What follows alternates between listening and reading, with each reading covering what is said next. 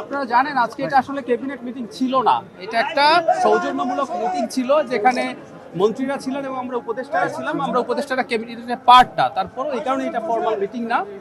তারপরে উনি যেটা বলেছেন, প্রধানমন্ত্রী আমাদেরকে বেসিক কয়েকটা কথা মূলত ক্যাবিনেটকে বলেছেন, সেটা হচ্ছে তারা যেন এই সরকারের কাছে জনগণ যে প্রত্যাশা করে একটা ট্রান্সপারেন্ট এবং একটা এফেক্টিভ সরকার, সেটা নিয়ে তিনি খুব সিরিয়াসলি সবাইকে স্মরণ করিয়ে দিয়েছেন। এর বাইরে খুব ইমিডিয়েটলি যে রমজান আসছে সামনে, রমজানে যেসব চ্যালেঞ্জগুলো আসতে পারে, দ্রব্যমূল্য, বিদ্যুৎ, বাড়ি ফিরে যাওয়া, এসব নিয়ে যেসব সংকট সাধারণত তৈরি হয়, সেগুলো যেন ঠিকঠাক মতো ফেস করা যায় সেগুলো।